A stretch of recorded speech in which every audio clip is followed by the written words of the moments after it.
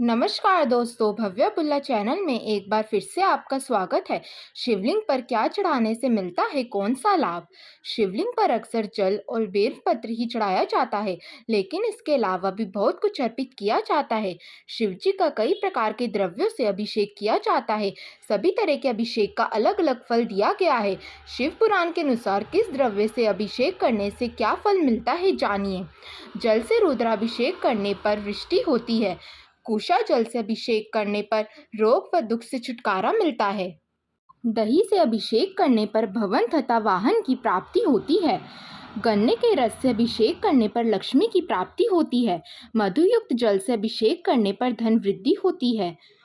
तीर्थ जल से अभिषेक करने पर मोक्ष की प्राप्ति होती है। इत्र मिले जल से अभिषेक करने से रोग नष्ट हो जाते हैं। दूध से अभिषेक करने से पुत्र प्राप्ति होती है।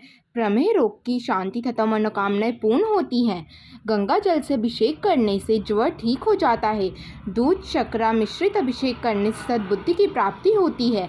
घी से अभिषेक करने से वंश विस्तार होता है। सरसों के तेल से अभिषेक करने से रोग तथा शत्रुओं का नाश होता है।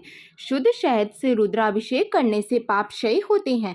इसके अलावा शिवलिंग पर कच्चे चावल चढ़ाने से धन संपत्ति की प्राप्ति होती है।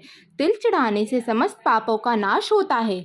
शिवलिंग पर जौ चढ़ाने से लंबे समय से चली आ रही परेशानियां दूर होती हैं। शिवलिंग पर गेहूं चढ़ाने से सुयोग्य पुत्र की प्राप्ति होती है। शिवलिंग पर जल चढ़ाने से परिवार के किसी सदस्य का तेज बुखार कम हो जाने की मान्यता है।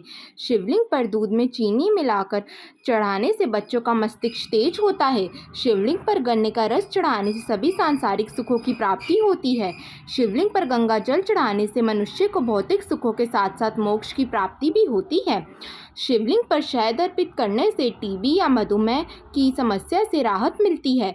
शिवलिंग पर गाय के दूध से बना शुद्ध देसी घी चढ़ाने से शारीरिक दुर्बलता से मुक्ति मिलती है। शिवलिंग पर आंकड़े के फूल चढ़ाने से सांसारिक बाधाओं से मुक्ति मिलती है और मोक्ष की प्राप्ति होती है। शिवलिंग पर शमी के पेड़ के पत्तों को चढ़ाने से सभी तरह के दुखों से मुक्ति प्राप्त होती है। उपरोक्त कार्य सोमवार, त्रयोदशी, शिवरात्रि और श्रावण के मास में नित्य करेंगे तो लाभ मिलेगा।